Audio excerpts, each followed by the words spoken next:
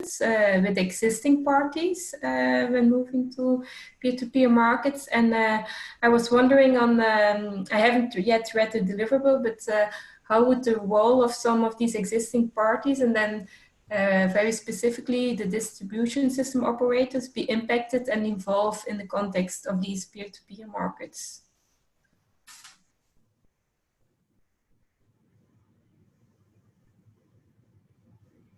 Okay, if I understand correctly, you mean the impact assessment of these peer-to-peer on the current market players. Yes, there is a part in the deliverable which actually the emergence of these new roles brings some new activities to the market, and there are two options that we will face with the emergence of some new players, or the current market players decide to extend their responsibilities in the market. There is no policy advice yet in the project. We just know what would be these new activities required and who are the candidates. For example, the DSOs are the main candidates to change their business models, and also on the other hand, we have retailers who are candidates to take some responsibilities, and also it is probable that we see the emergence of new players like some disruptors in the market. What this analysis was focused on at this stage was the new activities and new roles and the new players that are required for the future markets. I don't know if I could answer your question. Yeah, thank you. I guess the impact will be studied more in detail later than in the project, if I understand you well. Yes, it would be the case in future to see what is the impact on these players' business models in our. Yeah. Thank you.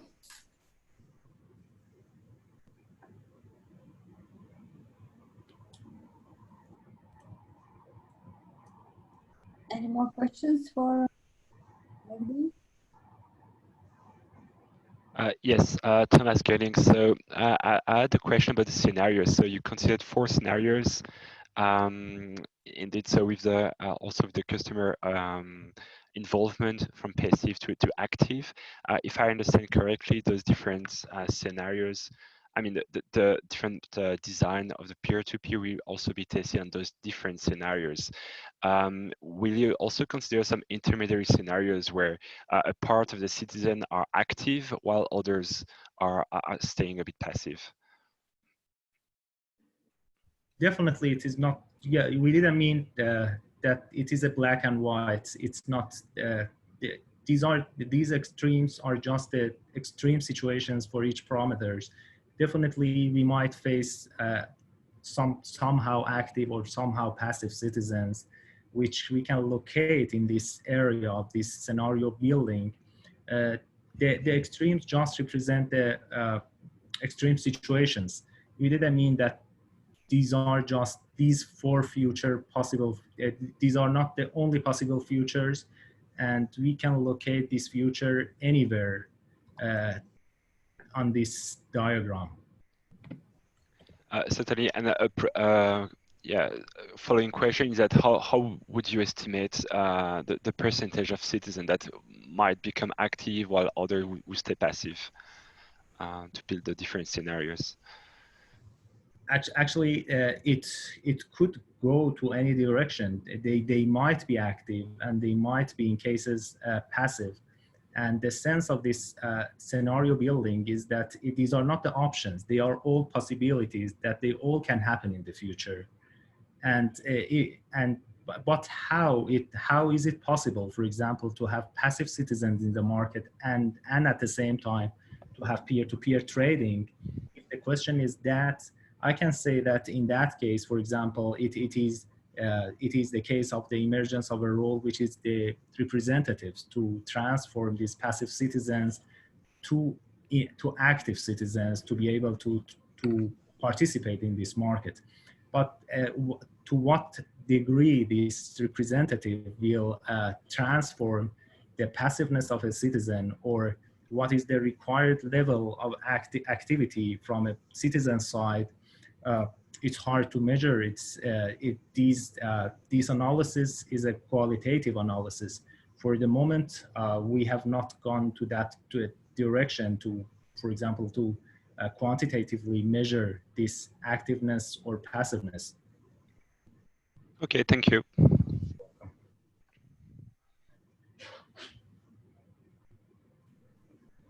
Okay, if no more questions. I can also add something here. So for the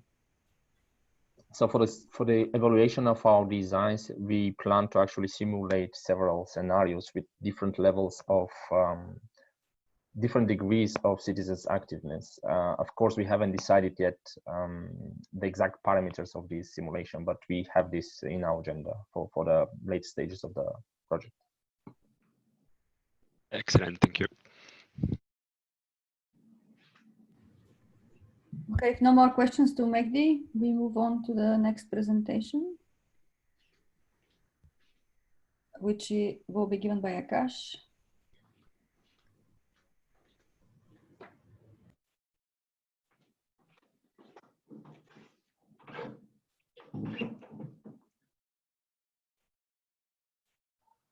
And he will talk about sharing economy in future electricity markets, the security and privacy analysis.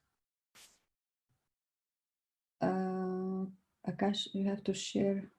I have to make it full screen. Hello, everyone. Yes. So, yeah, thank you, Svetla. So as Svetla mentioned today, I'll be talking about giving a short summary on my presentation, which was uploaded on the sharing economy in future electricity markets, the security and privacy analysis.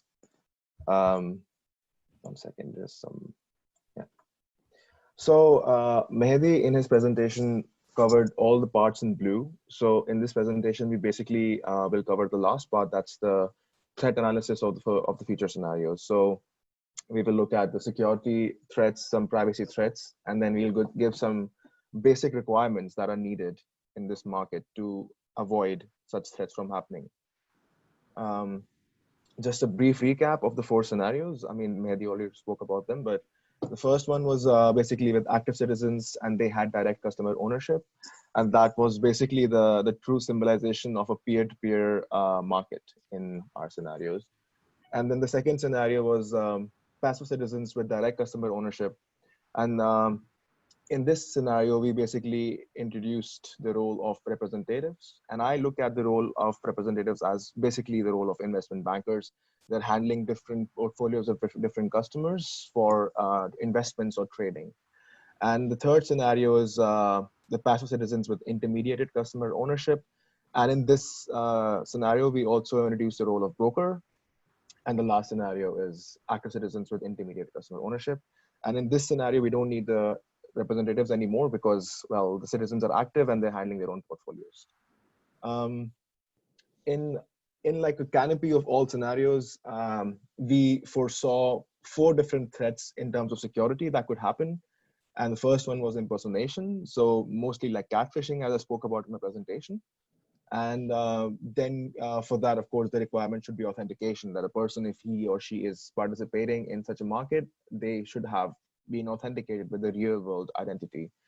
And then we have data manipulation, which basically allows prosumers or anyone participating in this market to change their bids and offers and gain advantage, much like front running.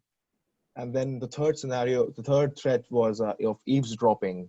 And it's basically to gather more information for next trading market. And then disputes. So basically what we mean by disputes is when, for example, 2 prosumers agree to trade electricity for a given price, none of them should back out of it. So we basically needed non-repudiation here. And this slide basically talks about the privacy aspect of threats.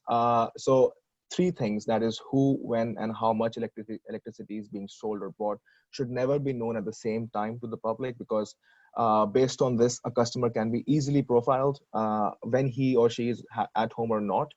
And based on that, it could lead to a real world threat such as robbery or something. And this was basically the threats for the scenario one that was, which was symbolizing the true nature of decentralized P2P trading. So we had a threat of Sybil and denial of service attacks. We, of course, because it's a decentralized trading, we could also have disputes and double spending. And then we gave some requirements to deal with them. And in the scenario three, which basically introduced the broker, we had broker as a single point of failure. And if it's a central storage, it also gives like a single point of attack to the attacker to steal the data or like just attack the system altogether. So we needed some kind of distributed storage. Again, we had the denial of service attacks here as well as a threat. And then since the broker has all the data of all the trade happening in the scenario, we also had a threat of inference attacks by the broker himself.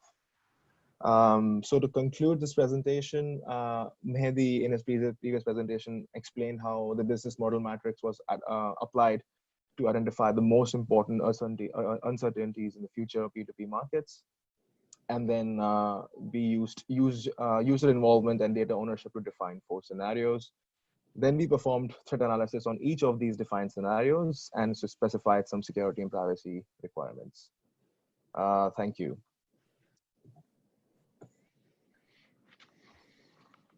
Okay, time for questions.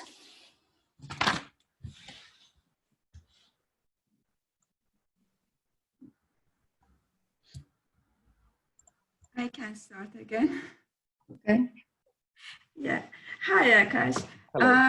For your nice work. Yeah, so I had a question regarding the broker. So I was wondering, would you consider a ransomware attack a possible scenario attack for the broker?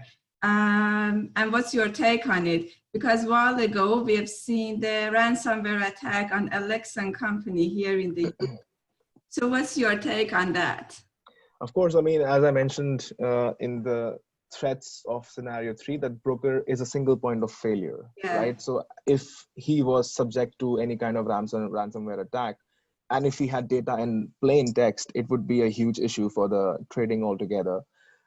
So those threats could actually be dealt if we had, for example, some kind of homomorphic encryption, as I mentioned in the last place where we have like inference attacks by broker, because in that circumstance, like the data is basically encrypted. And if also we had a multi-party computation, then we don't have a single point of failure, and we have the shards of data belonging to different multi-parties, which also saves us from a possible ransomware attack. But I really feel that you raise a good point here, and that could be added as a threat here as well in terms of security and privacy as well, because ransomware attacks leak personal data too. So it is much possible, and I think with these requirements, we can tackle them somehow. I don't know if you agree with me or not, but. No, that yes, I agree with you. Yeah. Thanks. Any other question or comment?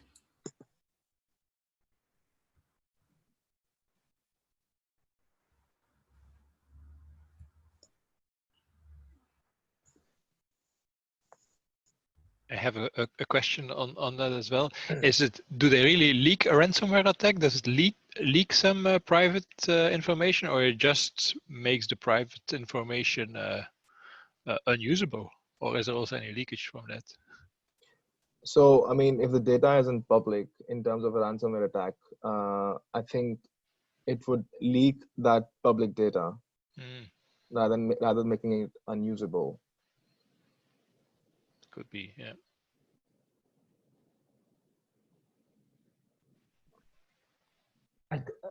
Hi, Gert.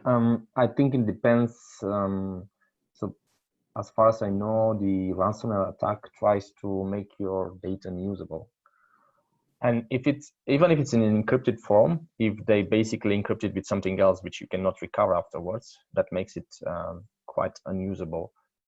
So if your initial data is encrypted, if you use homomorphic encryption or multi-party computation techniques, at least you have guarantees that the attackers actually cannot have access to your input data. But of course, they can make it unusable for you. And I believe the main countermeasure against ransomware attacks is just training of personnel and keeping your system up to date.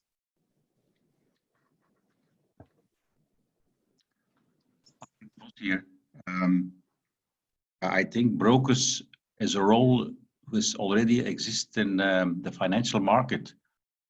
How does the financial market do it safely and secure?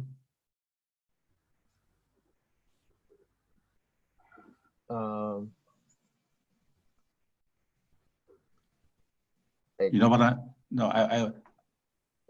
I repeat my question. A broker has an existing role in the financial market. Yeah, I understand the question. But I don't know how in the financial market they do it safely. Can we take a parallel between the two worlds of energy and financial? No? In the financial market, this is about Cornell. The financial market is highly trust-based. So they use technology, but in fact, a lot of transactions still happen based on trust. And the paperwork comes only much later. But this is because it's a very regulated sector where everybody knows everybody. And so it's not clear that this will be the same in the energy market. It's a wild world.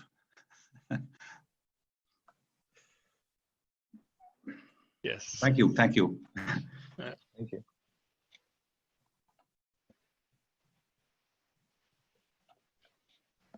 Okay. Any other question? We still have some time.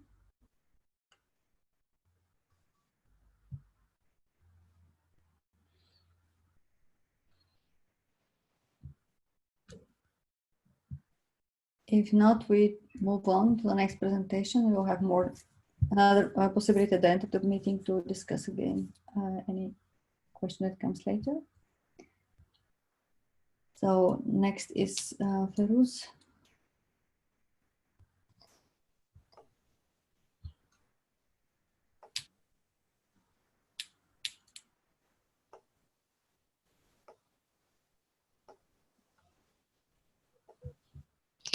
Yeah, good morning, everyone. My presentation, I'm Ferouz Obiri. As Geert mentioned, I am postdoc at KU Leuven in the Electa team. And I will give you a brief summary of my presentation entitled Design of Peer-to-Peer Trading Mechanisms from Centralized to Decentralized Market. So in my presentation, I introduced two use cases. One is a more centralized flexibility market, and the second one is a decentralized electricity, peer-to-peer electricity market. So both markets starts from the end user. So the end user can be a prosumer that has a generation unit, or can be just a consumer. But either way, the end user has a home energy management system that manages the devices in the house, both smart appliances and non-controllable devices. So the controllable devices can be the electric vehicles, the battery of electric vehicles, thermal devices, delayable devices like washing machine and dishwasher, and non-controllable can be, for example, lights or similar devices. So the home energy management system harvests flexibility from all these devices. It includes also generation volumes and the demand of the user to generate bids. So it can be a flexibility bid. So the flexibility bid will contain a user identifier, the quantity available, the price in kilowatt hours, or prices, because we can have varying prices for varying quantities available. And we also assume that the user can provide upward flexibility in which they decrease their consumption of energy, or downward flexibility in which they increase their consumption in case there is, for example, excess generation from renewables in the network. Or it can produce a bid, an electricity bid, an electricity sale or demand to submit to the peer-to-peer market. So still, this bid contains the ID of the users, volume, price, an element determining whether it's a demand bid or a sale bid. We can have also other information, just like the location of the user for grid support, user preferences. For example, the user might want to buy from a specific neighbor, a family member, etc. It can also contain the time slot for which this bid is dedicated. For example, if we are in the intraday market and things move very fast. So as I mentioned, there are two types of markets. So the bids here are encrypted on user premises, and what is submitted to either market is a bid in encrypted form. So the first market is a flexibility market run by an aggregator. So the local agents generate the bids locally and encrypt them locally, then submit them to the aggregator in the flexibility market. And the second type of market is the peer-to-peer market, where the users can submit the sell or buy bid to a trading platform in which they can find a match for their excess generation, or they can buy electricity from the local market. So the market can either run based on continuous auctions, and this is more suitable for when we are closer to the time of delivery to quickly match users. If we are in the day-ahead market, we can use, for example, double auctions because we have more time to gather all the bids. Again, these computations in either type of market are done on encrypted data, so neither the platform nor the aggregator would have access to clear data from the users. And of course, we do so by taking into consideration the local network and the local grid. So the users can also adopt different strategies. They can seek their own financial benefits solely, or they can also have a more community-oriented mind in which they prefer, for example, to buy from renewable energy regardless of the price, or from a specific user in that network, for example, the smallest generation units. And once the market has been cleared, the users also get notified in a secure and privacy-friendly way. For example, in a monthly way where users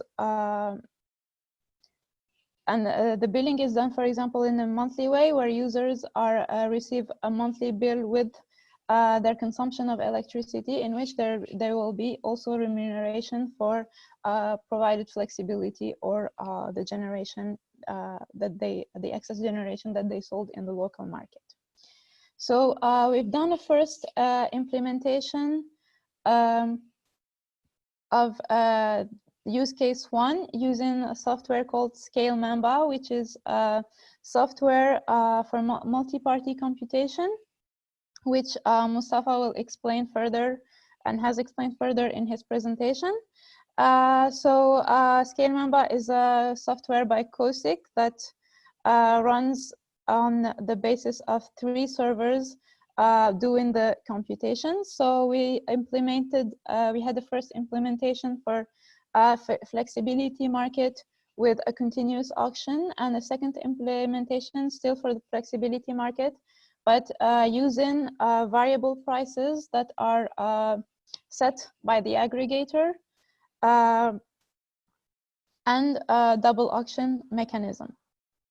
So as a conclusion, we created these scenarios to identify the flow of information, mainly between the users. So we know what kind of threats we will have to look for, and also what computations can be done locally, and what data will have to be secured when submitted to the market. We also identified some market objectives such as maximize local consumption, user profit or community welfare, and some constraints.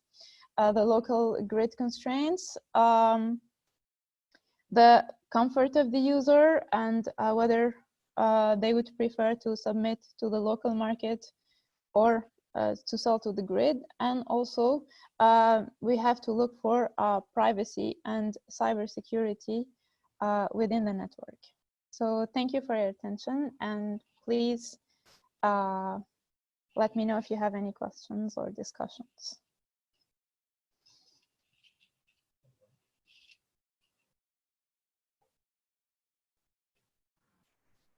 Any questions? Patrick de Vos here. I have seen the granularity is 15 minutes or even 1 hour, but 15 minutes, there can be normally the P1 gate of the smart meter is every second. If you have PV in 50 minutes, a lot of things can happen. Do you think 50 minutes is good enough in the market to buy or sell energy or flexibility? Yes, but here 15 minutes is the time at which a bid is submitted. So the smart meter can still run every second, but the bid is not submitted to the market every second. So 15 minutes, we have chosen 15 minutes because this is what is currently done in European electricity markets, and because since we are using computation over encrypted data, these algorithms do not run as fast as algorithms on clear data. So 15 minutes is the current objectives, but I mean, if we find a way to make these algorithms faster, of course we can go lower than 15 minutes, but 15 minutes here is an object, a goal that we are setting for, especially because of the algorithms. Okay, thank you.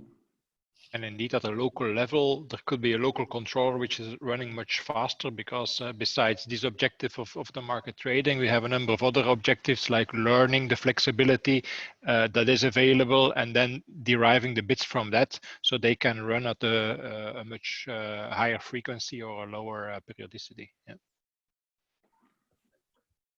And also the settlements now in the wholesale market actually are done on half an hour, 15 minutes time slots. So as a starting point, we wanted to match the billing and the trading periods to the settlement periods in the wholesale markets. That's why we started with this. But indeed, this is just a starting point, and if needed, we can also decrease the trading period.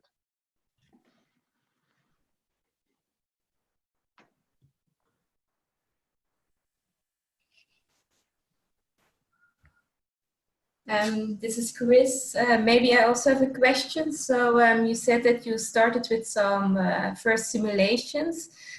So did you or will you compare the performance of the two use cases also further, so to reach the objectives that you mentioned?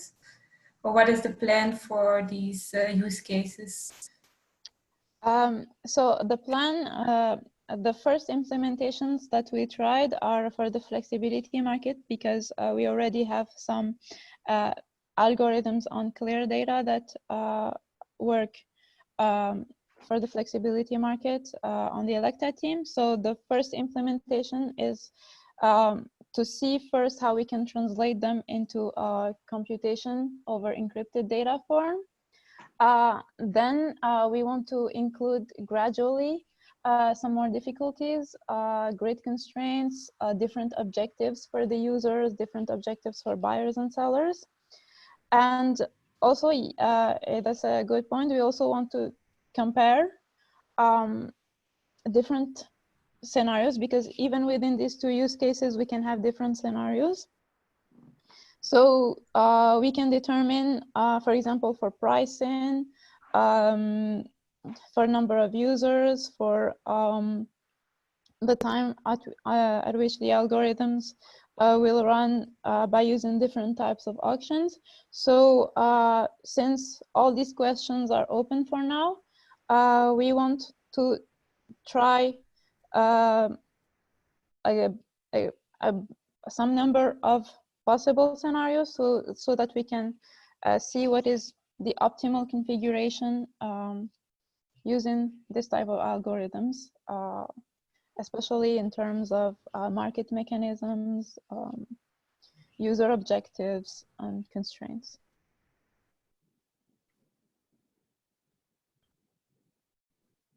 Thomas Gunning, I think for the second use case, it was mentioned that DSOs could express their network constraints. Can you already anticipate how the DSOs would express such constraints, and how the markets clearing or the continuous markets would take this into account? So we had several ideas that we haven't tried yet, but we have been trying several ideas. The first one would be a signal from the DSO to the platform on whether there is congestion, and whether some of maybe some of the bids would have to be discarded from the beginning because there is some congestion in that location, and the market cannot run smoothly. Or on the other hand, the DSO can say, okay, everything's fine, and we can run the auction normally. One other type is to have a more dynamic approach in which we can submit the bids, then give the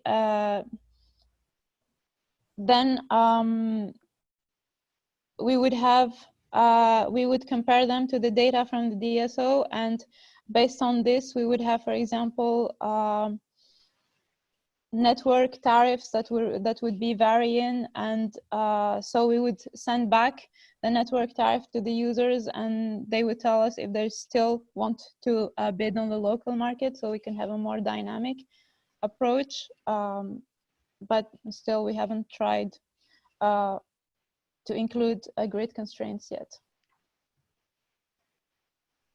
So the point there is that we want to start either with this traffic light approach or with this more dynamic type of thing. But the challenge is how to do that in a way that is both secure and privacy friendly. So we don't want to invent new mechanisms there from a grid perspective, but rather on how to implement that in make it compatible with this privacy aspects, which requires this distributed computations, for instance, in order to get to results.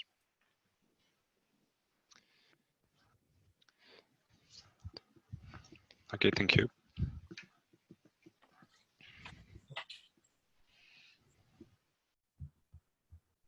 Any more questions on this presentation?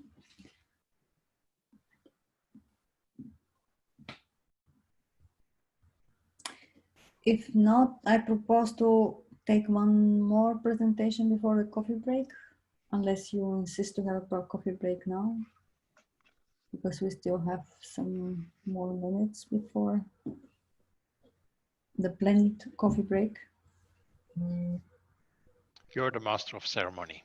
Okay, so let's have the presentation of Simon as well before the coffee break, if he doesn't mind.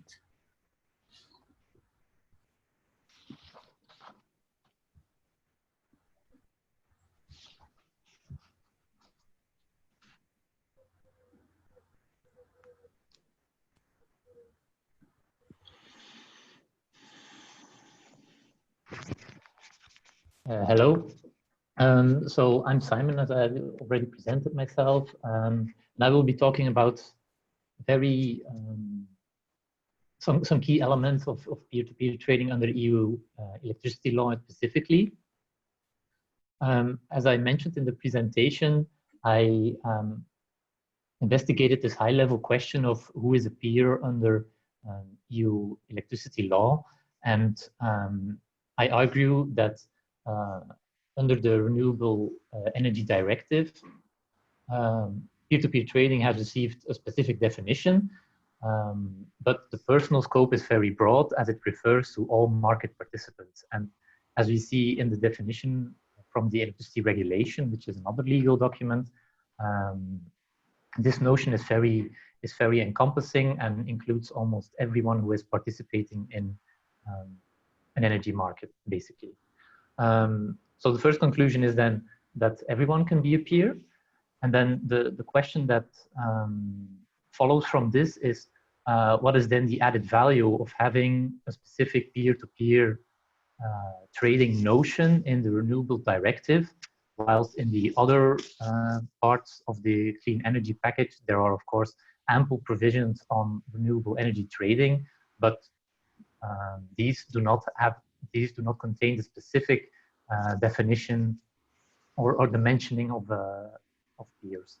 So that is a question that is still open for me, but I mean, you can engage in peer-to-peer trading without falling within the definition of the renewables directive. I think that is the conclusion. And then another element I want to highlight is that there are some crucial legal texts that are awaiting implementation. And there I mention the recast of the electricity directive, which needs to be transposed into national legislation by the end of this year, and the renewable energy directive, which is also a recast as amended under the clean energy package, which needs to be implemented, let's say, from a year almost exactly from today. So this means that the concepts that are very innovative, I believe, and are clearly interlinked in these both directives needs to be implemented within a 6 to 12 month framework. And so, in my opinion, it doesn't make sense to implement the electricity directive first and then implement the second directive 6 months later. So this will take some coherent policy making, I believe, from the regulators and the legislators in Belgium and in the regions such as Flanders as well. And then the last graph I put on the slide is a symbol for the COVID virus, because I was wondering whether this would be accepted as an excuse by the European Commission for any delays in the implementation. And as for now, I have read some voices suggesting this, but I think it would be a very harmful precedent. So I suggest not counting on this and really going forward in the next half of this year to implement these both directives and the really revolutionary concepts that they entail for really unlocking the energy market with regards to individuals engaging. Prosumer model has been translated in these both directives. And then I also discussed some progress that I made specifically, or that my team made in the framework of this project. And I wanted to announce that we plan on holding a policy conference in the first quarter of next year, and the goal would be to discuss the implementation of the clean energy package in general, and more specifically focusing on peer-to-peer trading and local energy or electricity trading.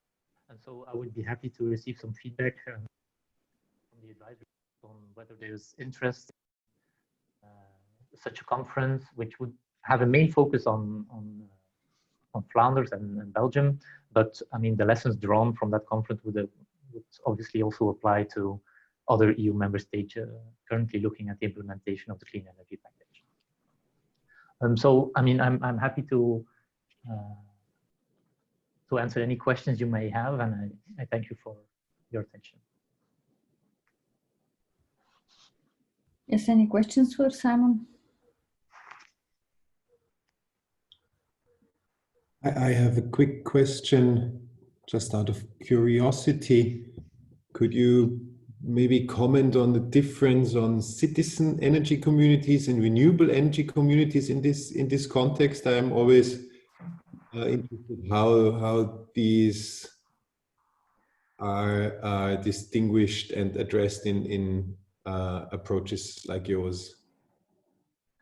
So what I can say in general is that the both concepts of energy communities are very similar. So that is already a very confusing aspect, I think, especially for national implementation. There are some differences with regard to the membership and the control that can be exercised within such a legal entity. So that's a crucial difference. And another difference is that a citizens energy community can engage in all types of energy, whilst a renewable energy community can, of course, only engage in renewable energy. But if we apply this to, let's say, peer-to-peer trading, then it's definitely interesting to maybe have some ideas whether it would be useful. And I think it could be. I mean, it's not very. We have not developed this specifically for this project now, but I've thought about it, and I think you will have, on the one hand, prosumers active trading on their own behalf, let's say, and to do this or to achieve this, they do not need to be part of an energy community, because the legal framework provides that they enjoy this right as an individual. But it could be interesting in the same time, for example, for a community or let's say a certain neighborhood to join forces and enter into a separate legal entity. And this legal entity would also have the right to trade electricity. So whether you call it a renewable energy community or citizen energy community, that's not really relevant. For the electricity trading part, it's only relevant as to the type of energy that they can trade, so renewables or yeah, all the rest basically, including renewables, of course. Okay. Thank you very much. Just a follow-up question, Simon. Is there a difference in the objectives or the goals of these communities? I don't know, for example, I can imagine maybe the renewable energy community, the main goal is to increase the uptake of renewable energy sources, whereas the citizens, it might be that the goal is just to trade energy as cheap as possible. Well, yeah, and here again, the difference is very slight. So there's a small nuance in the legal framework. In general, we can say that both energy communities have not a primary financial objective. So not like another company, their goal is not to create profit for the members or for the shareholders. Their goal is to create environmental or social benefits for basically the partners, the members in those energy communities. And the small nuance between the energy communities is that a renewable energy community needs to or has the opportunity to offer benefits on the local level, whilst the citizens energy community, it can do that, but it's not a mandatory aspect of it. So I mean, all this is very vague and will need to be transposed into national legislation.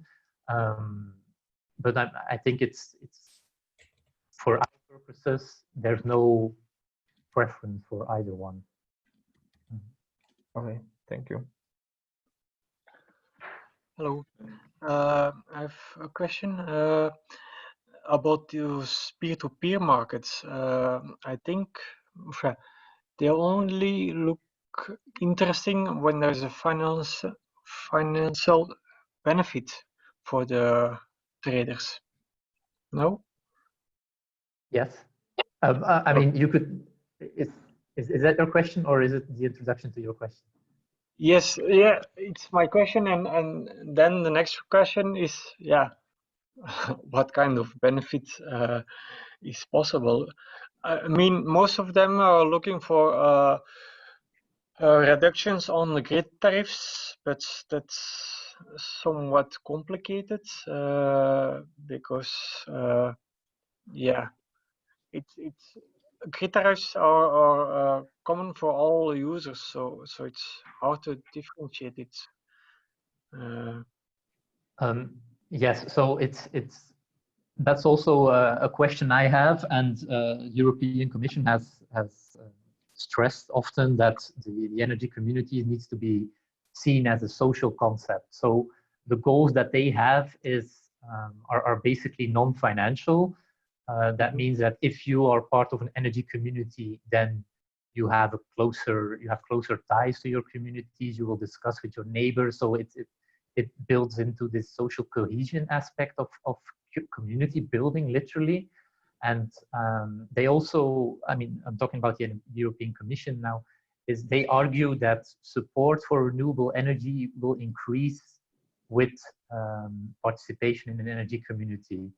Now, I think that this is a lot of wishful thinking, and indeed, as you say, I believe that the average energy consumer only cares about, or mainly cares about, his bills being lower, and has not as a primary goal to engage in renewable energy. I mean, there can be a bit of both, of course, but when I said that the energy communities do not have a primary financial goal, this is, of course, I mean, the legal framework is broad enough to allow some economic benefit as long as there are other benefits. So it's definitely not going to be an issue to have an energy community where the primary goal of the participants is to reduce their energy bills, basically, whether it be the mere commodity aspect by producing your own electricity, or by reducing the grid tariffs, which are of course also based on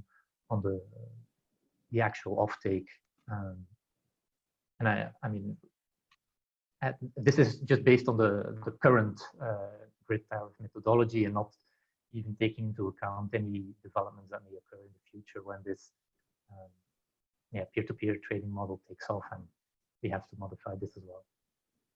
Yeah, okay. Yeah, Flanders is also lagging behind with the implementation of the regulation. So yeah. Good luck. Yeah, thanks. Philip, are they planning to do the both directives at once, or they are separate processes? Both at once, because there is a lot in common, but yes, there are a lot of things in common. So those things are joined together as much as possible. Yes. Okay, that makes sense. Yeah. But there is also a lot of uncertainty. There are a lot of things changing. How do you call it? Terugdraaiend teller, the grid tariffs, and now the energy communities, and it's very unclear what effect what will have. So yeah, probably we wait first to see the effect of all those other things before having a real implementation of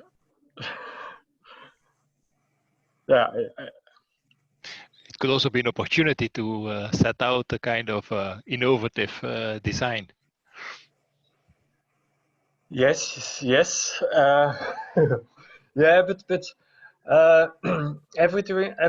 everyone is asking for financial benefits, and if you don't know the impact of all the other things, then it's hard to know what kind of financial benefits and how to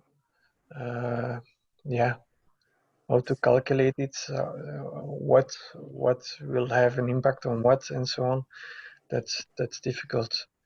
So probably we first we will wait to see what effect of the other things will be before doing the next.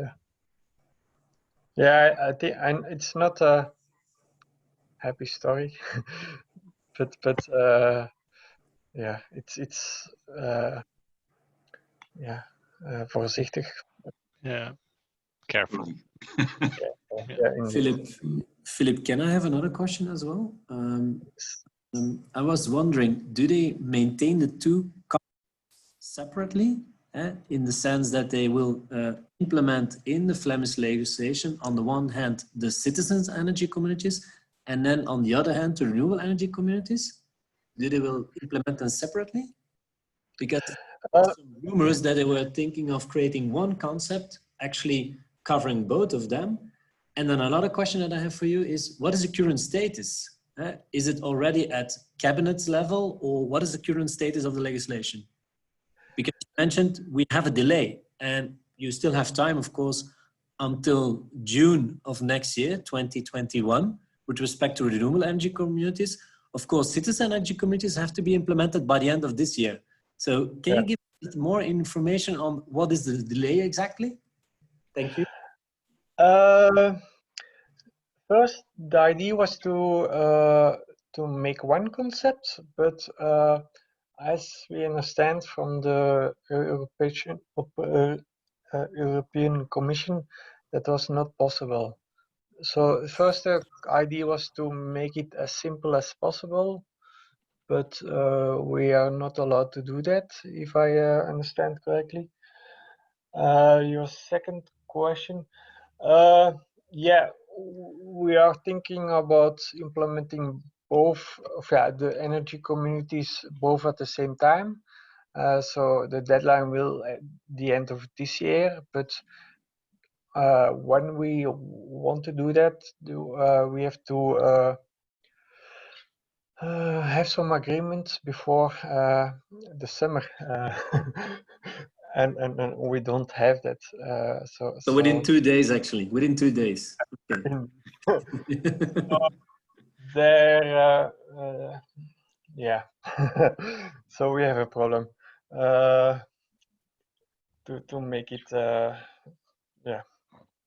Okay, but thank you for the. Bram, you're starting your holidays in 2 days already. Yeah, no. It's the 21st of July. Yeah. Okay, good. No, thank you, Philip, for the other information. Okay. Any other question? I have a question, Svetla. Patrick de Vos here. I think I don't believe in individual peer-to-peer energy trading. I believe more in the concept of energy communities in two ways. First, intra, between members of the energy community. Second, between the energy communities themselves, so inter energy community. Am I right or wrong?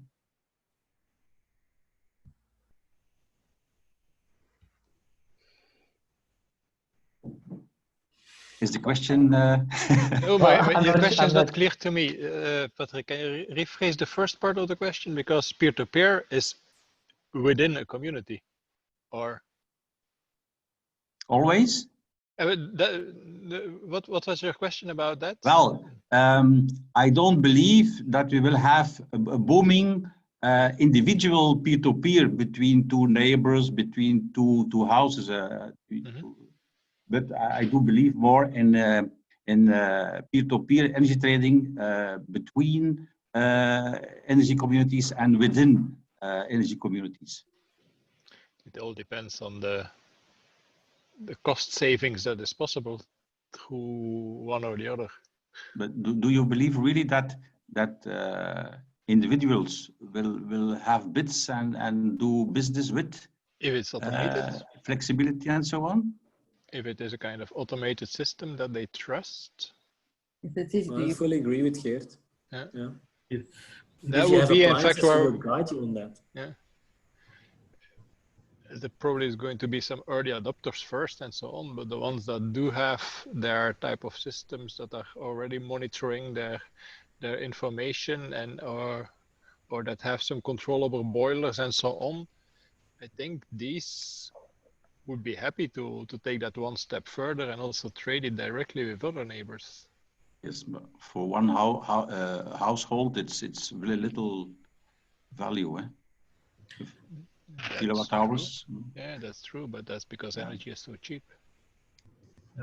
And also it depends if you consider a peer as, for example, if you consider the representative as a peer, for example, these home management systems can represent these peers in the market. In that sense, even for single citizens, it makes sense because it is a system, or it is a representative that is making the business on their behalf. Or for example, if we consider the community role as the representative of these citizens, again, in that sense, inside the communities, it makes sense. But in what level they would like to be involved, it's most probably they are not very willing. That at the moment, the incentives for the citizens to be really personally involved in these systems, especially from the financial respect, it's not considerable. That makes them kind of passive. But I'm happy that you've challenged us, huh, Patrick, and I agree on that. But of course, besides this individual ones, the one between the different communities is nice as well. And these concepts can still hold. These are then the peers that need to discuss one to the other.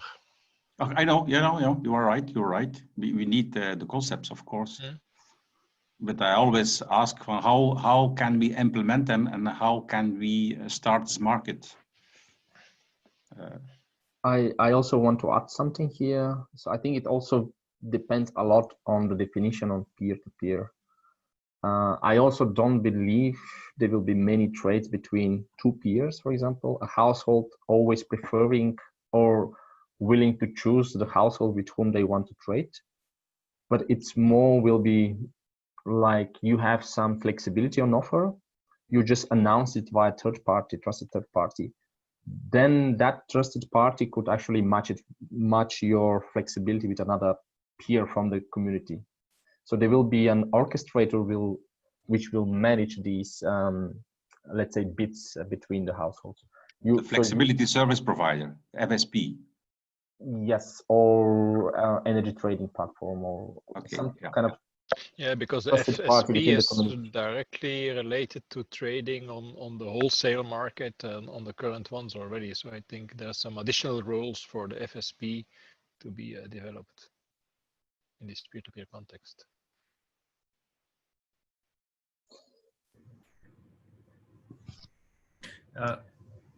Can I ask a question from Patrick? These local energy systems, in your mind, they would represent the citizens, or they would play the role of a kind of neutral broker that we foresee in our scenarios? What do you see their future role? No, but I want to make attention to the fact that within the energy community, we have also peer-to-peer. There will be in an energy community, let's say, households with PV, without PV, with EV, without EV. So you have the calculation between the different members of the energy community. Secondly, you can also have peer-to-peer between two energy communities. In that sense, if I want to locate inside the community, they are kind of neutral brokers, but outside between the communities, they are representing the whole community. Yes, of course. Right. Yeah. It's a very good insight for our research. I see the distribution grid as a collection of energy communities. So you have a layer between the households and the whole distribution grid. I see the different energy communities as a fact to build up a stable grid, let's say. And then also the distribution system operator as the one managing that, Patrick? No, Or no. just the infrastructure, yeah? Yeah, infrastructure only, yeah.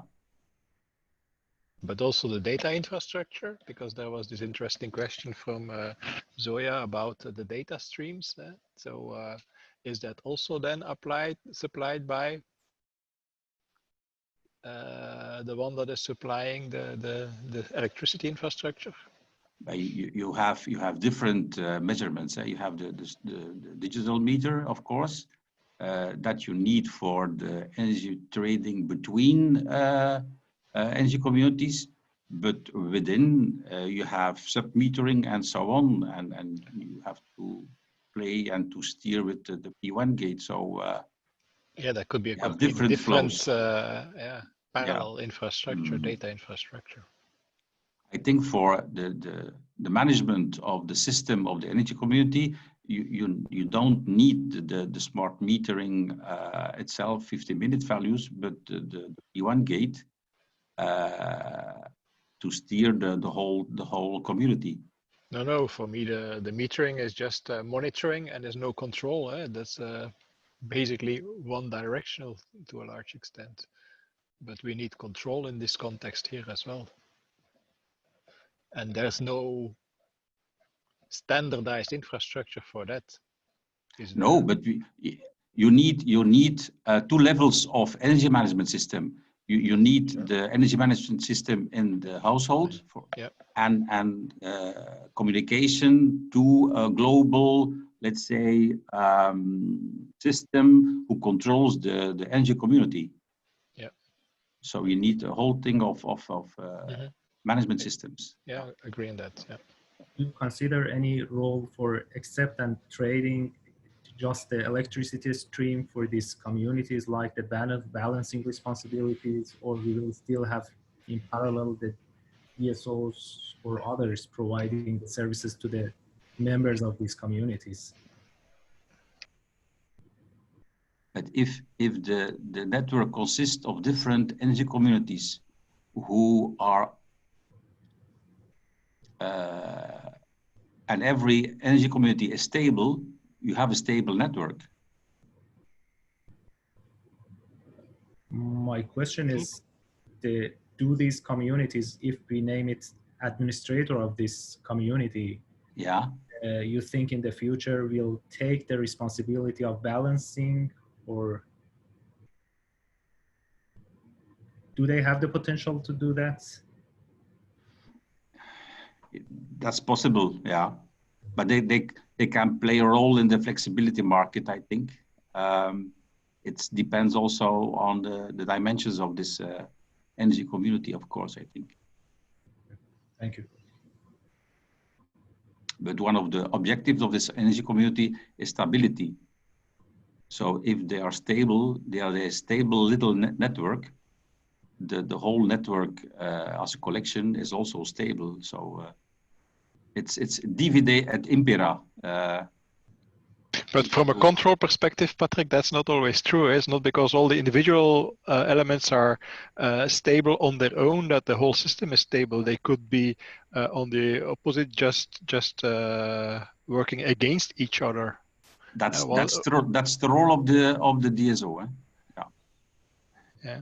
But the assumption that a combination of stable subsystems makes a stable system, not sure if that is a valid assumption. Okay. Yeah, right. I agree. Patrick, what do you mean with stable? Stable on balancing basis of? Oh yeah. What's a stable network about or on the level of tension, grids, frequency, and so on? Yeah. But could be things that are not yet in the market, like voltage support and so on. Yeah. But always in relation with the DSO, of course. But if you have energy communities. That's the question.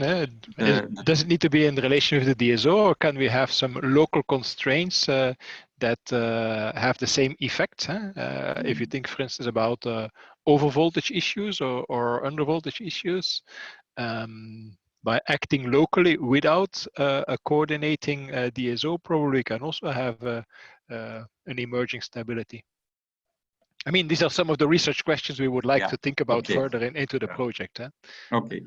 And we're not saying that we don't need the DSO anymore, but we would like to think in this fundamental research project about what is the role beyond the current setting.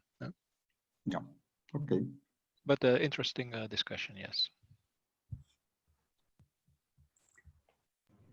Okay.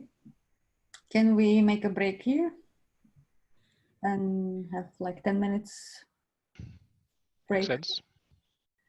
And be back 11:45 to continue with 3 more presentations and discussion. Okay. Okay. Talk to you in 10 minutes.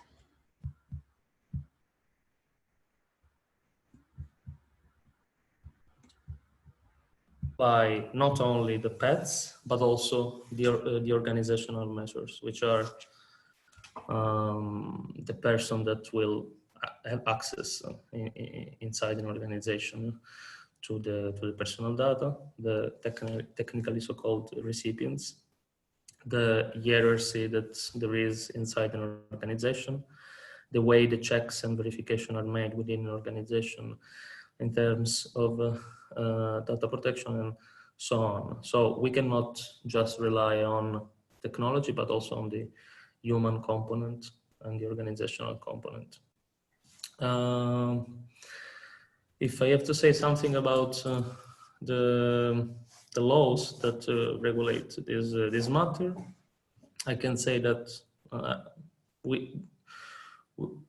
I am quite satisfied because we have an horizontal approach, so technology neutral, which is the GDPR, which applies to every data processing, so independently from the sector. It could be the electricity market, it could be the financial market, as it was mentioned before, or other market. It applies to all kinds of data processing. And then on a lower level, we have also an intervention on the soft law. And the Commission was very active in it because it provided a data protection impact assessment, which was the output of a dedicated task force, and on which we are currently working for the next deliverable. So for the moment, the law framework is quite satisfactory. What could ameliorate this framework is introducing a further legal basis for the data processing that will be a legal obligation, and that could be inserted in the implementation by the Belgian government of the electricity directive, as was mentioned before by colleagues of IEL. And I think that's it for me. Please ask me any question. I will be happy to answer if possible. Any questions for Nico?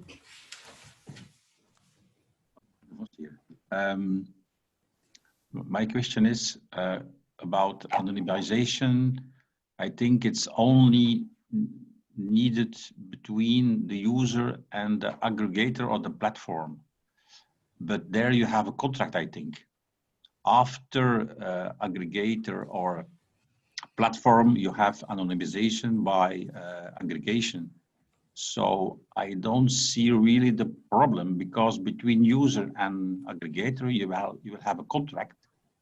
Yes. Where you can ask for GDPR agreements, I think. Yes, you have a contract. That's true. That's a legal basis for data processing. So, but at the same time, you have to consider that encryption is also a useful tool for security. What if an attack happens between the user and the platform, and the user and the aggregator?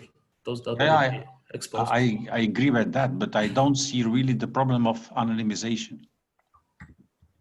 We think, Patrick, that overall people will have much more trust in the system if we can prove that it is purely anonymous and that we're even not towards the aggregator fully disclosing information.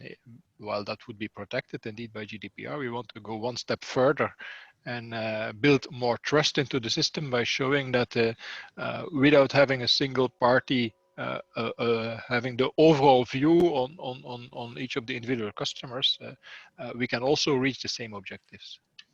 Yes, but because between the user here and the platform or the aggregator, you have some deals. So you have to, let's say, the benefits of the system, you will give it to every individual user. So you cannot have anonymization, but I agree, you need security. That's of course true. Actually, if the aggregator and the platform can perform their activity on anonymized data, if that's possible, so that's needed. That's what the law says. Yeah. So that's what we're basically going to do, Patrick. What Nico says, we're not going to reveal to the aggregator how much we're really offering individually as flexibility. That's the whole concept of our anonymized approach of the flexibility trading. This aggregator will only see the aggregated amount of flexibility without revealing the individual customer's flex. And how can you calculate and pay the benefits to the user? This is what the presentations have shown in some more detail, how we can calculate the overall ID, and for the benefits to the users, every user can calculate from the commands that he gets the amount of rewards that he should get for that. As well as there's a mechanism that can see if there's no cheating at all into the system, and if everybody is behaving correctly. So without setting up that information exchange from the individual customer towards the aggregator. That's the whole clue of the SNIPPET project. If I just put it a little bit informally, that's how we want to set it up.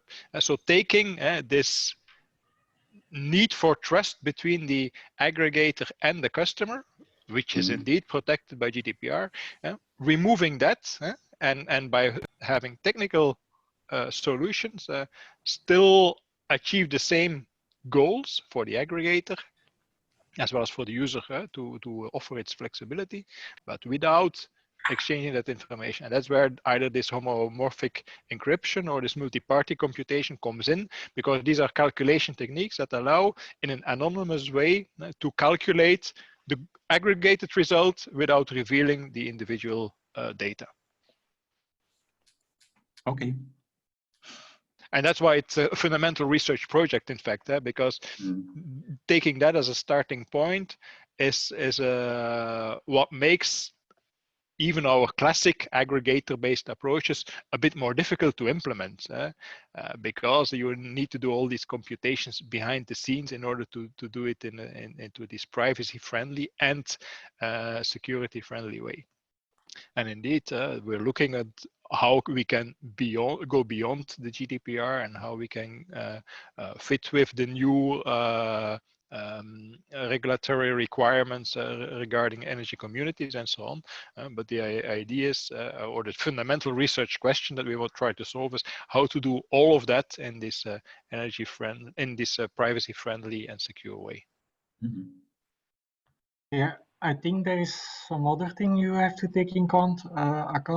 The regulator wants to know when there's a market manipulation by one of the parties, and when it's all anonymous, that's hard to notice when there's market manipulation. I'm but at also real there exists a number of techniques, technical solutions that you can detect if someone is cheating, and then this information can be disclosed selectively if all of the others that are honest people are agreeing on that, something like that. Okay. So there exists also some solutions for that to deal with that requirement. Okay. Yeah, I think it's good to take it into account. Sure, that's relevant. Hi, Nico. So thanks for your nice work. I was thinking, it's just a suggestion maybe. So I was thinking maybe on top of looking into GDPR and data privacy, which is really needed, you could also look into other standards such as ISO 27001, which is for information security, or ETSI standards. So they usually provide a high-level provision of cybersecurity or information security, but it might be helpful for your work as well. Absolutely, absolutely. That's something that is already mentioned in the data protection impact assessment that was provided by the Commission. So I have to say that marginally we are already taking into account these standards. But that's very true. That's very useful what you said. Thank you. Okay. No more questions. We move to the last presentation, which actually will be split in two parts. First, Mustafa will start, and then Akash will give us the second part.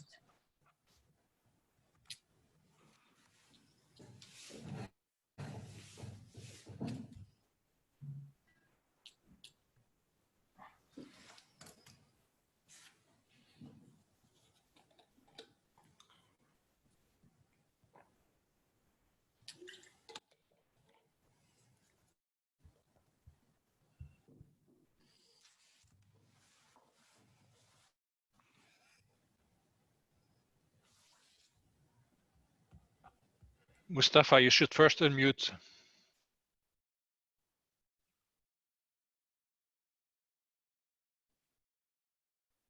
Mustafa is on the top. So if you just take your cursor on the top of the screen, you'll see the unmute option. Now? Yeah.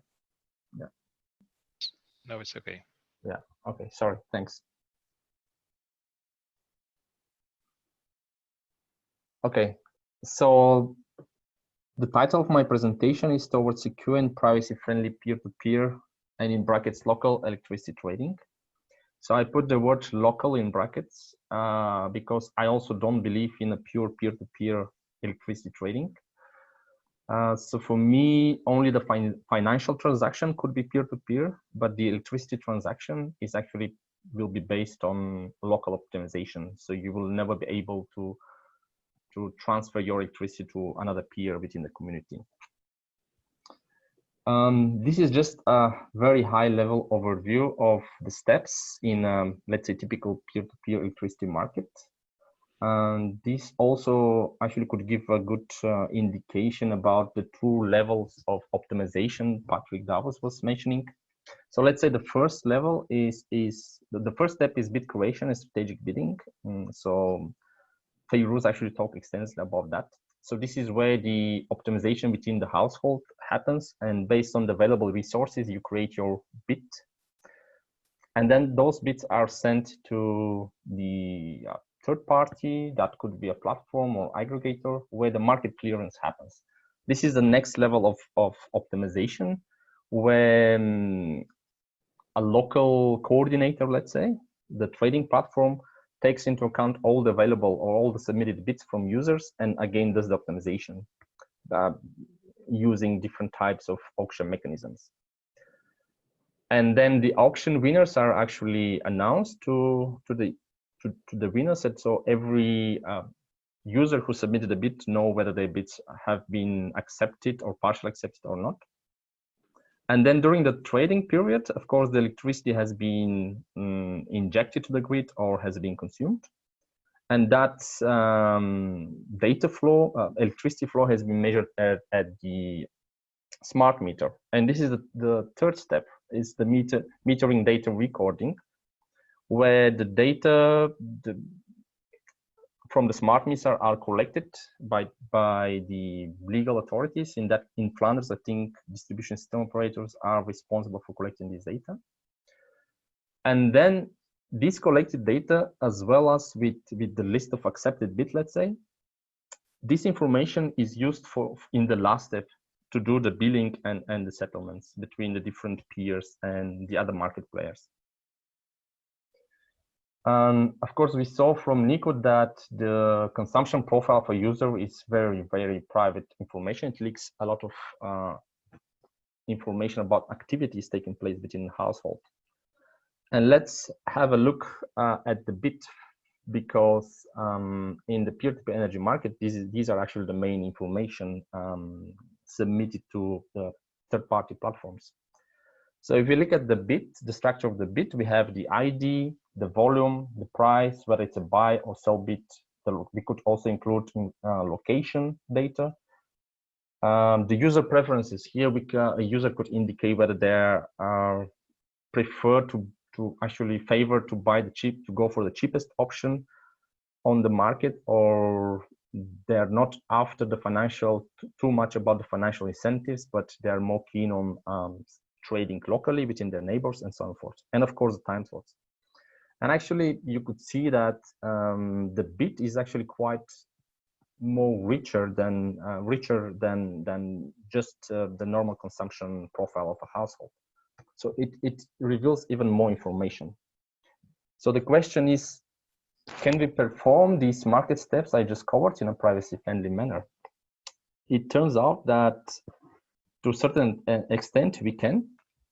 Let's have a look at the first step. This is the bid creation, strategic bidding. In a typical settings, the algorithm which will create these bids for the users, they will take information, internal data, let's say. These are the user preferences, consumption, production profiles from the smart meters and renewable energy sources, from all the appliances. And they could also take into account some external data, such as the market condition and the grid status. But these could be simply public data. In very rare occasions, it can also take information about specific peers in the network actually requesting for electricity. But the main part is the internal data. And if you look at the figure, all the internal data actually is collected within the household. It exists inside the household. So there's no real need to send this data somewhere out, basically to outsource it to a service provider. So our recommendation here is just run these algorithms locally within the premises of the household, such that only the bit is sent. None of the fine-grained information about about the load profiles within the household is leaked to some external parties. Basically, I'm linking it to the presentation of Nico as well. Nico took the worst case scenario where he assumed that some of the data actually will be sent to the third party where the bit creation will happen there. But we insist that such algorithms could run locally by the local agents. And this is how you can get away with having a system which is privacy friendly by design in this specific step. Let's look at the next step. This is the privacy friendly market clearance. So this is very high level overview of how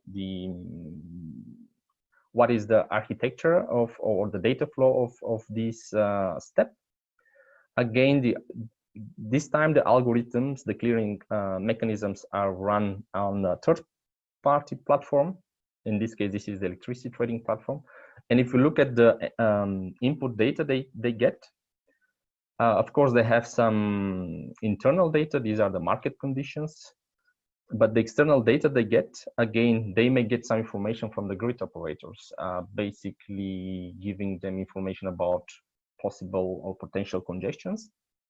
This is, again, could be public data. but the essential data they get, the platform gets, are the user bits. And as we saw, these are very private information. So the question is, can we actually clear the market without having access to these bits, or without having access to the really private data within these bits? It turns out that we can do. Of course, we need to use specific techniques. We need to run the market clearance algorithms on encrypted data. So there are mainly two techniques, which allows us to do that. One is the homomorphic encryption, and the second one is the multi-party computation. I will just cover very briefly the multi-party computation technique. So the multi-party computation techniques allows several parties to basically compute a function on their private input without learning their private input.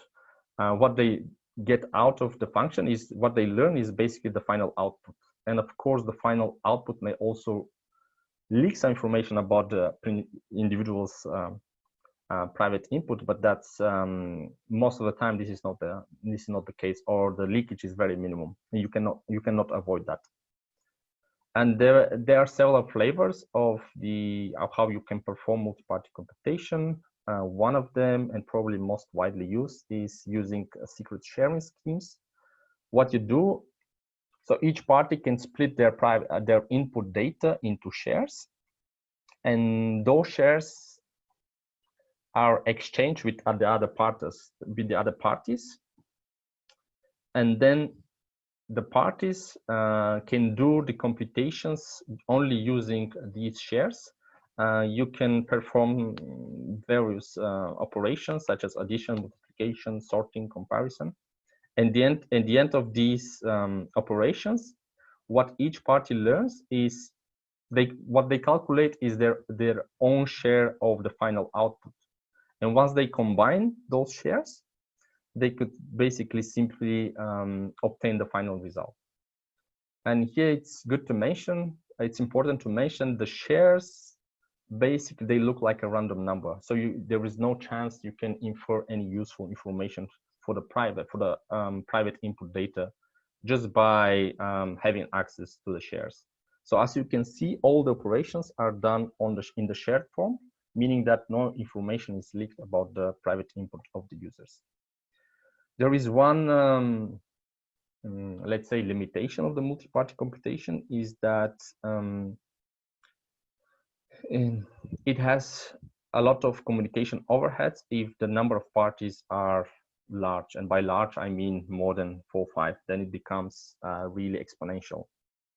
So in the smart grid domain, we do have, of course, millions of smart meters. So we cannot really apply, we cannot have the smart meters to be the parties who do the computations using those shares. So a practical way to basically get away from these limitations is to have to outsource the computational part. So we have the smart meters who create the bits, and once the bits are done, they just share the bits into shared form and then send these shares to 3 platforms, and these platforms basically do the computations on behalf of the smart meters. And again, the output of those parties are in shared form, and relevant shared outputs are basically sent back to the smart meters or to the suppliers, which then can combine those shares to have access to the final result of the computation. So there are already techniques. We have some initial implementations for the very basic clearing mechanism, where we only take into account the amount of energy you want to trade and the price you're asking for or you're willing to pay for. But then that brings us to, let's say, the challenges or the future work or discussion points I want to raise here. Of course, in real world, it's quite difficult to find 1, let alone 3 parties to trust. We trust them to not collude. So can we find such parties in the real world? who can who are willing to collaborate, but they should not collude with each other. And again, so for the clearance mechanism, where we take into account only the price and the volume of electricity, it's more or less straightforward to clear the market. However, what if we want to incorporate the user preferences and use dynamic tariffs and so on and forth? Then the question is how we incorporate those, and can the use of blockchain smart contract actually help us to achieve that? And again, if we want such techniques to be deployed in the real world, we really have to take care of the efficiency and the scalability of these techniques. And yeah, with that, I want to conclude my presentation. So Svetla, I don't know if we ask audience to ask question now, or we go ahead with the Akash presentation. I would go ahead with Akash presentation and then have questions at the end. Okay. Okay, Akash. So yeah.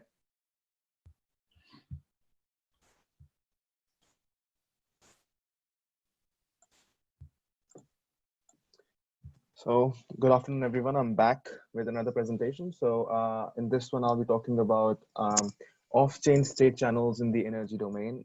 This is work in collaboration with Clemens Brunner from FH Salzburg. He's also on the call. So I hope that you all had a chance to look at the presentation, which I recorded online. And if not, well, I hope that you know what, by now you understand what off-chain state channels are. Otherwise, I'll just explain you in a more brief way in the next slide. So basically, a smart contract is a Turing-complete program, a computer code, which is deployed on the blockchain to realize an application. It could be any kind of application. For example, we can design a ride-sharing application on the blockchain using a smart contract. But the smart contract has all the transactions of the smart contracts have to be verified by the different miners on the blockchain. And this confirmation of transactions take time. So usually if you want to use smart contracts for really rapid transactions, it never really works in the real world. To overcome that issue, the research community came up with state channels. So a state channel is basically a version of the smart contract, but in this version, it only has to be locally verified by the parties involved. So for example, if I'm playing a battleship game with a person, it's only the person and I who have to verify the transaction and the final state of that smart contract. So this is how a state channel is created. So if you see in block 1, we have already deployed the smart contract on the blockchain. And when on the block 3, you create the state channel, we lock the smart contract on the blockchain. That means that no one can now call transactions on that smart contract on the blockchain. And now you can only do transactions between each other using the state channel. So basically, we evaluated the applicability of these state channels in the different use cases in energy domain. So our evaluation was very sequential. We followed different kinds of steps to see if the state channels make any kind of sense in these use cases. So first, we of course checked if blockchain can be applicable in these use cases. And then if that was true, then we see if there's some kind of an asset exchange. So is there a token that is changing ownership in this exchange, in this trade? And if that was true as well, then we went to see if a channel deposit is possible. So all these channels require some kind of collateral to be deposited on the blockchain to work. So we saw if there are some parties that are familiar with each other and are comfortable enough to deposit collateral with each other on the blockchain. Then we checked if these use cases will benefit from instant finality, because as I mentioned before, if you use smart contracts on the blockchain, you do not get instant finality. You have to wait for, depending on the blockchain, for example, Ethereum, you have to wait for 2 or 3 minutes for your transaction to be confirmed. But in the state channel, it's instant finality. So it's done in microseconds. And then lastly, we checked if using these state channels in these use cases would reduce the on-blockchain transactions. So the more transactions there are on the blockchain, the more clogged the system becomes, and the transaction throughput is affected quite a lot. So we checked if these state channels would help with that issue in these use cases. If any of those steps failed during the evaluation, we basically concluded that state channels are not applicable in this use case. Otherwise, they were applicable. So these are the use cases on the left. You can see in the table that we evaluated. So wholesale energy trading, local energy trading, certificate trading, and everything. And these use cases were selected based on the peer-reviewed publications, which basically applied blockchain to these use cases. So the citations on those tables are basically the peer-reviewed publications in which blockchain is applied to those use cases. And we found out that wholesale energy trading and electricity consumption optimization or demand management and electric vehicle charging are the 3 use cases that actually benefit from the use of state channels. And as future work, we want to implement a state channel for these use cases and see how exactly the scalability of these use cases is improved as compared to central model by applying state channels. So thank you. That was a brief recap of my presentation, which is online. Thank you. So now we can take questions to both presentations first, and then to any other question that you still might have.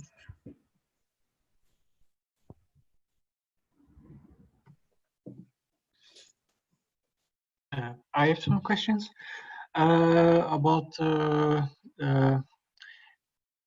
I learned that there are 2 streams or 3 streams. 2 streams is the electricity stream and the flexibility stream, and it's. But I think the problem with the electricity stream is that the individual user don't know how much electricity he will use in the future. While it's easier to have information of know what kind of flexibility you will have. If you have a battery, then you can estimate. Okay, I have so much flexibility, but it's hard to know when you put your kettle on and how much electricity you will use. So yeah, the market, electricity market, I think it's difficult to measure it on individual level. I don't know if it's clear. My question is clear.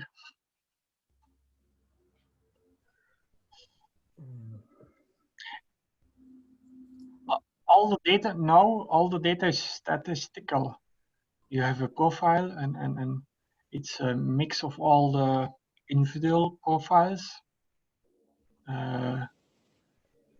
Yes. So what we assume is that, well, obviously the algorithms that create the bits within the household, they will also have access to the historical consumption data.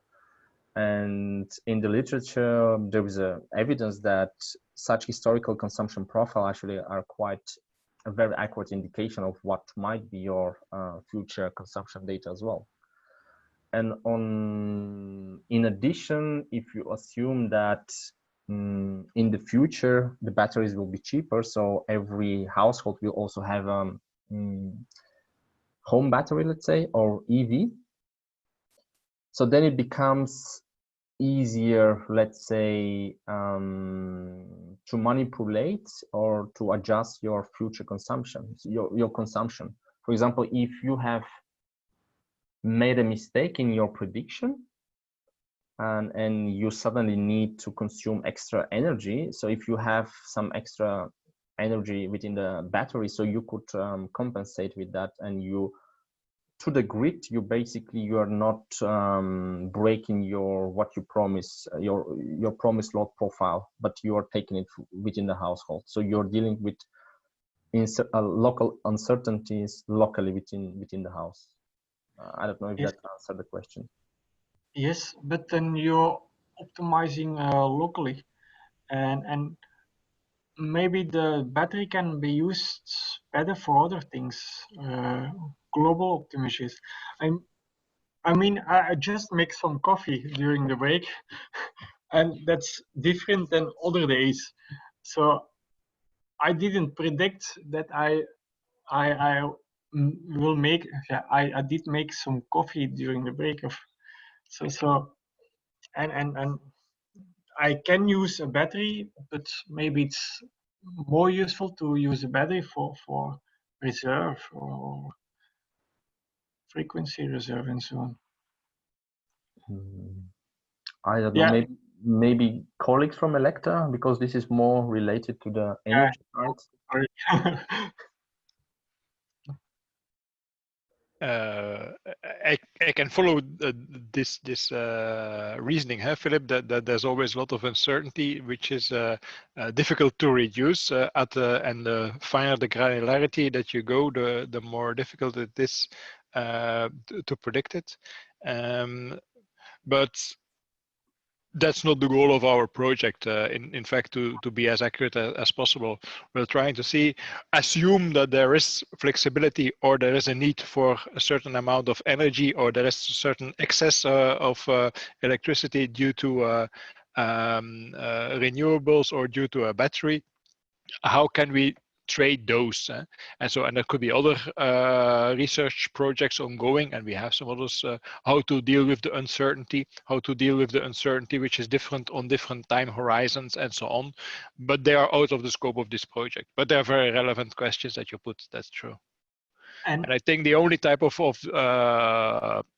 differentiation that we make in our two use cases is that we have on the one hand the flexibility market, on the other hand the energy market, with these two types of bits, and that's the focus for this project. Yeah, I think what I want to say is the electricity market, it is hard to predict, but the flexibility market, it's easier to predict because it's related to the state of charge of the batteries, of the EVs, of the heat pump boiler, and so on. Yeah. Yes, I could follow that reasoning to some extent. Of course, these both include a certain user interaction, and user interaction is quite hard to predict in both cases. But the state of charge is certainly an important element in determining the amount of flexibility. That's true. And if you are able to keep track of that, that gives an indication as well about the volatility. Yeah.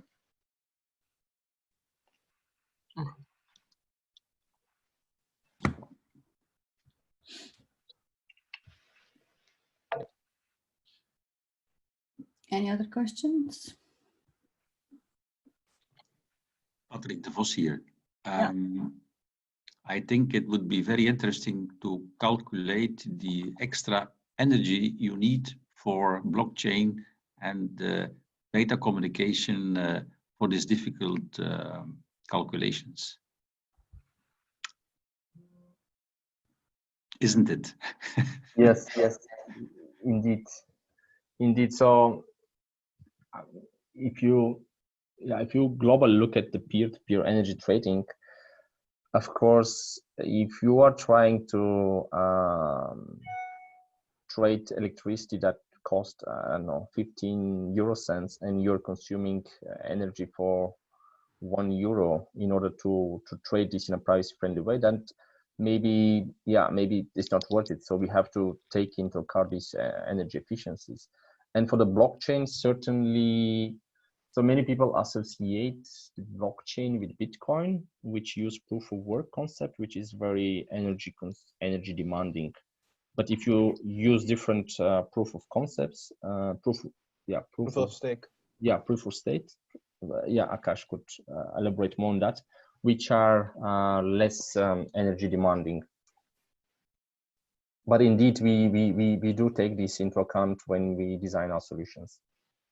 Okay, thank you. And we have to trade it off against the increase in trust, because there's indeed a cost, but there's also a big benefit.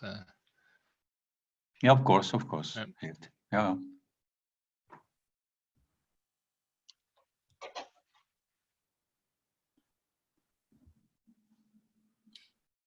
More questions?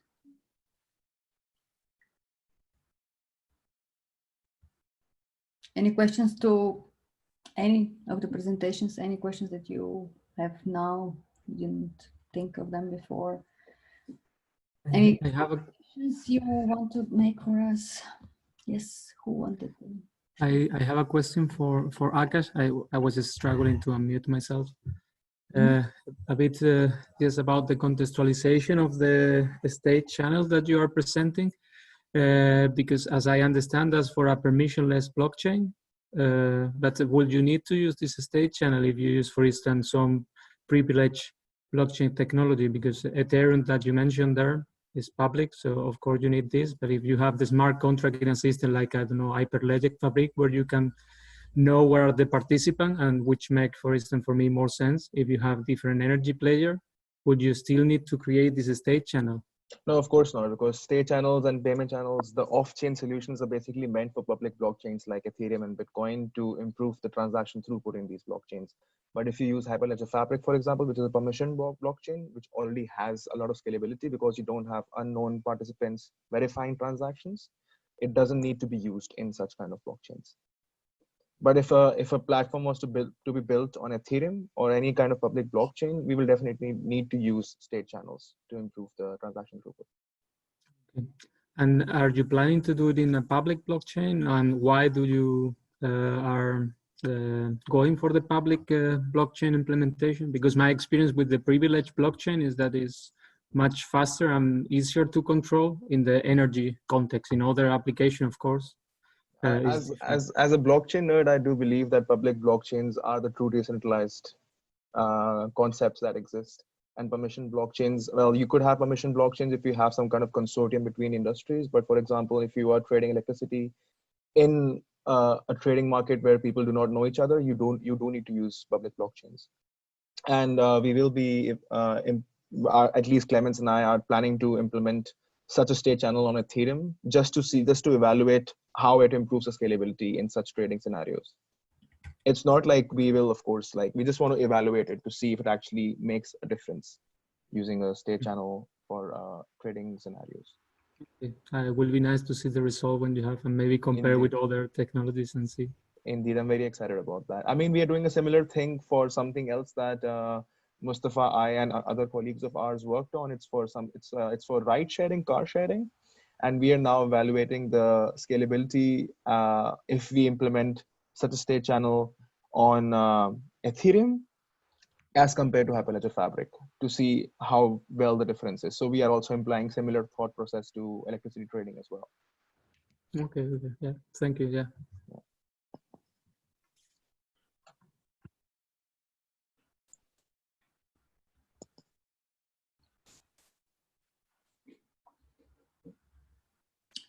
Any other comments? Can I ask a more general question? Yes. Because as Flux 50, we are thinking about our members who are, which are companies in the energy sector. I wonder, the project does very interesting work, very necessary also. But how can we build up that?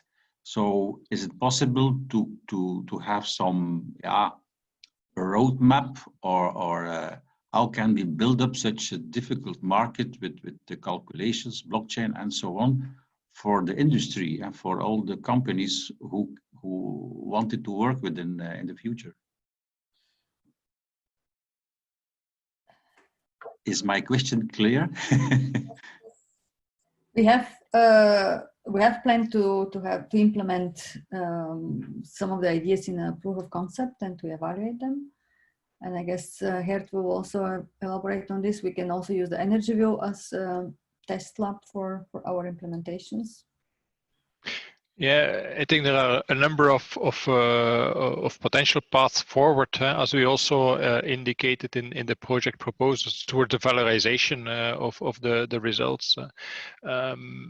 There is, in the context of Flux 50, a project in which some of these partners in this fundamental research project are also involved, in which we are not taking the peer-to-peer approach, but a centralized approach, and seeing how we can make that privacy friendly. This is the private flex project that you might be aware of, Patrick. Okay, of course. And then there's other follow-up projects that are going to follow, that are going to evaluate other elements from that. And then there's indeed the dissemination activities that we can also bring some of these ideas towards the discussions of the working groups of Flux 50 and so on. And we can implement with the smart meters that we have, for instance, available in Energyville, some proof of concepts as well. So or in the home lab in Ghent, wherever people want to access them.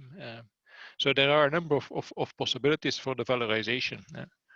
Of course, this is a fundamental research project. That's also why it is sponsored by the FWO, the Fund for Scientific Research. And so the direct valorization, is not for the next few years. It's a medium to long-term research project. So we see these type of concepts to go towards the markets in 5 to 10 years. But that's like 10 years ago, we had fundamental research projects ongoing about demand response. And we see now demand response being implemented in the market. And so there are lots of valorization steps in between there as well. And I think Flux 50 can play a good role to help us on disseminating those, besides the other channels that we are doing, like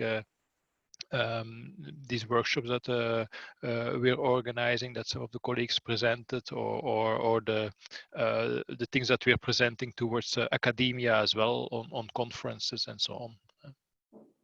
Yeah, I think we need some tangible projects, I think, from the demonstrations and so on. Yeah, true.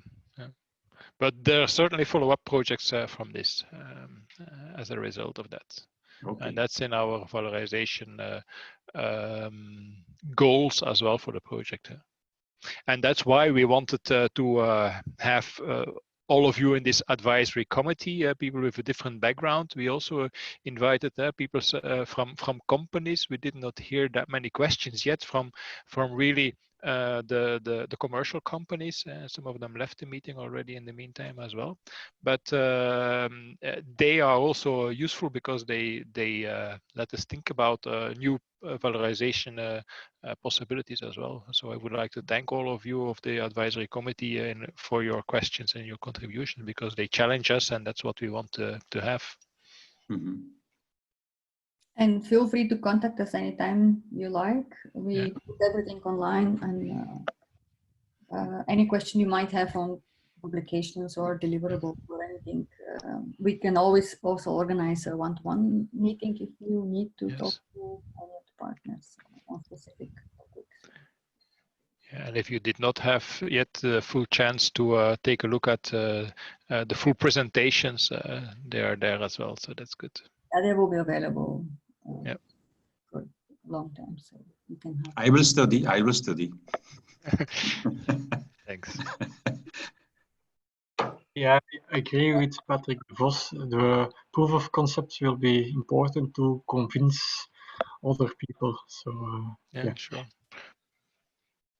But this is also the difference between the different type of project that we have in our portfolio. We are now in a fundamental research project where we want to look also beyond the current barriers in order to give input to the policymakers on how these barriers should be removed. Yeah, I agree.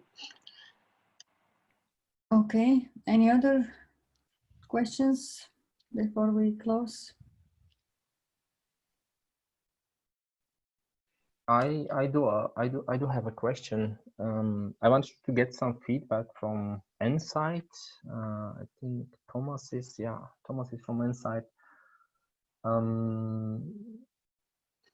Because they are involved in designing market mechanisms. What kind of auction mechanism, let's say, do they envision to be the most prominent ones in the peer-to-peer energy trading? Whether he has any idea, any thoughts on that? Yeah, and it's I mean, already in terms of market design, there are two types of market clearing algorithms: the continuous markets and more closed gate auctions designs. I think both are currently being evaluated in different projects. There are some H2020 projects which are also evaluating this. For example, in SmartNet, which was also about flexibility at the DSO level, closed-gate auctions were considered. I know that in some new projects like the EU Universal, both types of markets clearing auctions are being considered, so both continuous market and closed-gate auctions. And also, yeah, what would be interesting to see also, it's the timeline of such markets in terms of when are the bids submitted, when is the closed-gate auction or the market clearing algorithm run, to make sure that the peer-to-peer participants are able actually to align with this kind of timelines. Of course, you need between the times you submit the bids and the times the activation is being requested, that there might be some time there. So I think it's also relevant here to make sure that closed-gate auctions algorithms are indeed valuable. And then continuous market would not be a better option. So currently on our side, we are all active on both fronts. And with our experience with Euphemia, of course, we have a strong expertise on closed-gate auctions. Also, the question I asked on the DSO network representation, yeah, it does not come from nothing. I mean, in some European project, it was considered that the DSO could transfer its whole network representation, and that a market could take into account and model actually the even the voltage constraints, the currents, and the flows. In practice, what you observe, of course, is that is not a very realistic assumption, because DSOs are very often reluctant to share even their grid data. So in other projects, even more applied projects, we noticed that, yeah, we need to bridge the gap between what a market can offer in terms of modeling really both the bid aspect, but also the network aspect, and what the system operators, and in particular the DSOs, are ready to share in terms of data. So that's also something I think that's still need to be taken into account. Thanks. So we have to make sure that there is benefit for DSOs and TSOs with those peer-to-peer energy market, such that they are actually more willing to share data about the grid status, so they kind of it's beneficial for all the market players. Yeah, and to check the way that they want to share their network, I mean the impact on the network. So if it's just through a signal, like yes, you can activate up to this amount of energy, or if it's a bit more detailed, I think it's important element for peer-to-peer. I can understand why they are reluctant to share that data, although that data could help a lot in making the market operation more efficient. However, if somebody wants to attack the grid, so you would want to target the most vulnerable part of the grid. So congestion information might give you that hint, okay, when is the time to attack exactly which part of the distribution grid. Okay.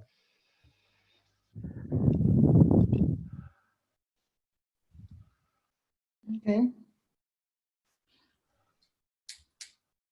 Can you put in the chat the names of the European project that you mentioned, because I couldn't get the names? Yes, I can.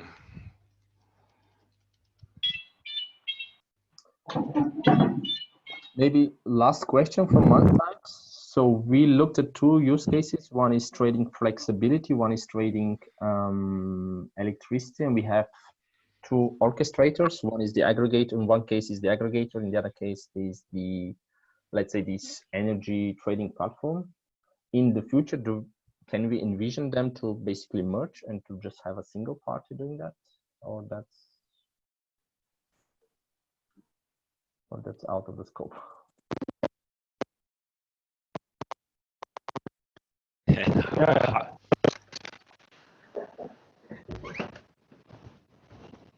Patrick, we don't hear you.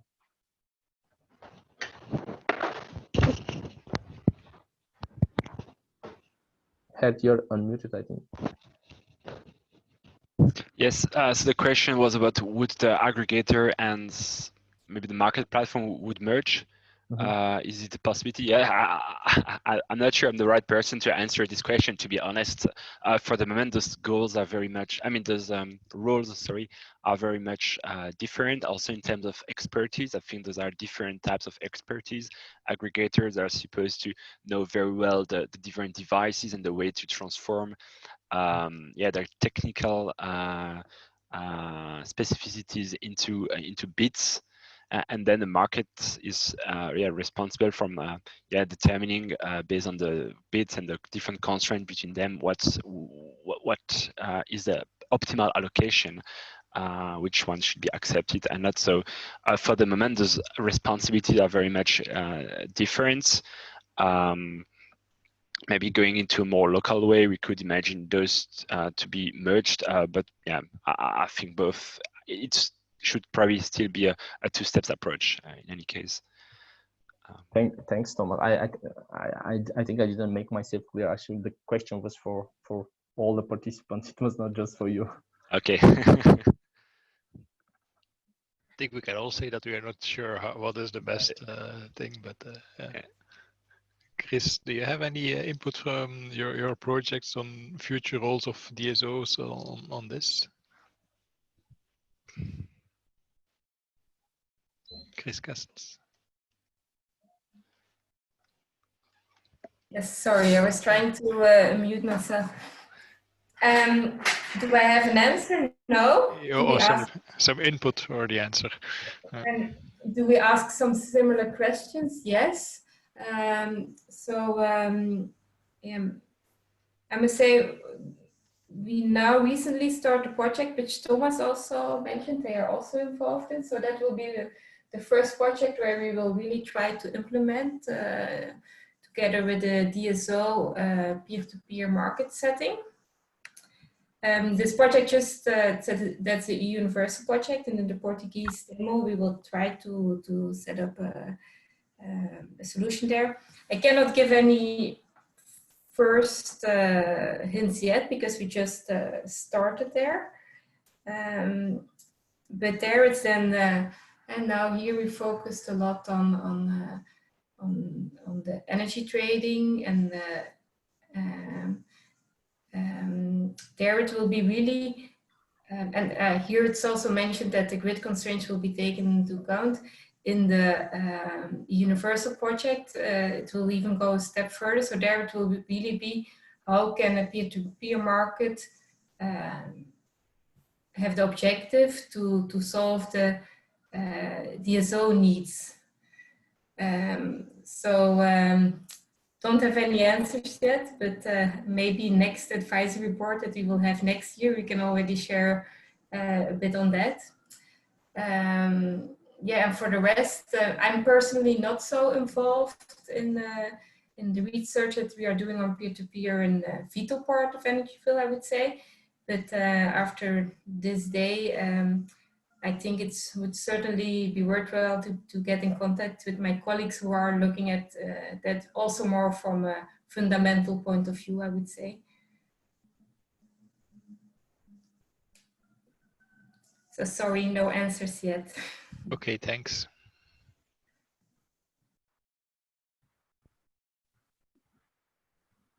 Perhaps you can take contact with the Department of Strategy of Fluvius, no? You have some very good contacts there, Patrick. For the moment, still yes.